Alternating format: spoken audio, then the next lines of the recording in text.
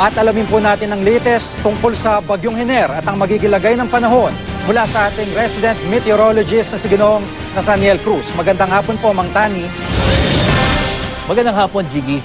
Naging ganap na ng bagyo ang active low pressure area kaninang umaga at sa ngayon ito ay isa ng tropical storm na may pangalan niyang Hener.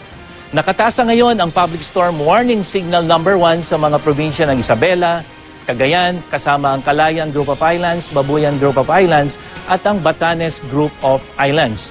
Ang mga lugar na nabanggit ay makakaranas ng hangin mula 30 hanggang 60 kilometro bawat oras sa susunod na isang araw at kalahati, Jiggy. At ang magiging panahon dyan ay napakaulan. So habang lumalapit itong bagyong si Hener. At yung hangin na yan na sinasabi nating 30 to 60 kilometers per hour, yan po ay pwede nang makasira ng bahay na yari sa Nipa o kaya sa Cogon. At magiging mapanganib po ang paglalakbay sa karagatan, lalong-lalo na yung mga maliliit na sasakyang pandagat. At mag-iingat din sila sa posibleng pagkakaroon ng flash floods at landslides. At sa pagtaya ng Pag-asa, huling namataan ang sentro ng bagyo sa layong 230 kilometers dito sa may northeast ng Birac, Catanduanes. Ito ngayon ay may lakas na 65 kilometers per hour near the center at bugsong umaabot ng 80 kilometers per hour. Ito ay gumagalaw pa hilaga-hilagang kanluran o north-northwest sa bilis na 15 kilometers per hour. Narito naman po yung track ng bagyo batay sa datos na nakalap ng Weather Central. At makikita nga natin na dito nanggaling itong bagyong si Hener at kumikilos ito patungo ng Taiwan sa mga susunod na oras.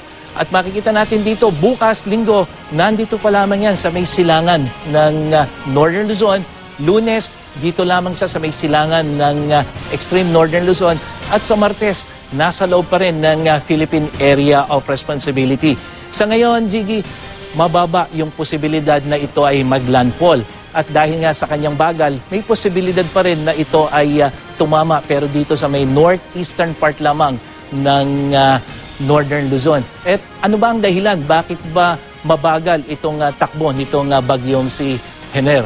Makikita natin dito sa ating satellite at pinapakitang itsura ng isang bagyo, haba kasing umiikot yung bagyo dito sa karagatan, ay mayroon niyang nagdidiktang hangin na kung saan hindi makikita dito sa may karagatan. Kung hindi halos dito sa may 3 kilometers above the surface.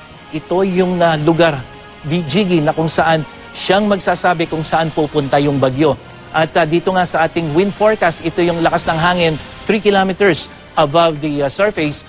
Makikita natin dito yung easterly wind na kung saan ito yung magsasabi na itong si Hener ay hindi pupunta ng Japan kung hindi magtutuloy-tuloy papunta ng Taiwan. At may posibilidad pa nga na ito ay tumama dito sa northeastern Luzon. At ito yung ating titingnan na Jiggy sa mga susunod na oras kung magbabago ito. Pero ngayon, ito yung magiging ulan sa susunod na 24 oras.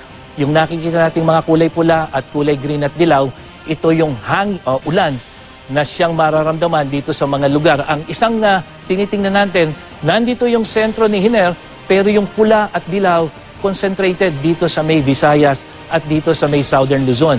So paalala po doon sa ating mga kababayan, lalo na sa Visayas, malayo po yung bagyo dyan sa inyo, pero makakaranas po kayo ng mga pag-ulan at yan ay dahil sa malakas na hanging habagat na hinihigop nitong bagyong si Hener habang kumikilos ito patungo ng Northern Luzon. Kaya po, pinapaalalahanan yung ating mga kababayan, Southern Luzon, Visayas at Mindanao, magiging maulan po yan. Kaya po asahan nyo yung posibleng pagkakaroon ng landslides at flash floods. Kaya po dun sa mga lalabas ng bahay, huwag nyo pong kalimutan ang inyong panangga sa ulan.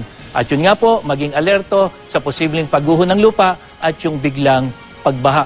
At dahil na rin sa mga hangin ito na malakas, matataas na pong alon ng inaasahan dyan sa karagatan, lalong-lalo na dito sa may western seaboard ng Luzon at yung buong eastern seaboard ng Luzon, Visayas at Mindanao na kung saan mas mahigit 3 metro na po ang posibleng maranasang pag-alon dyan.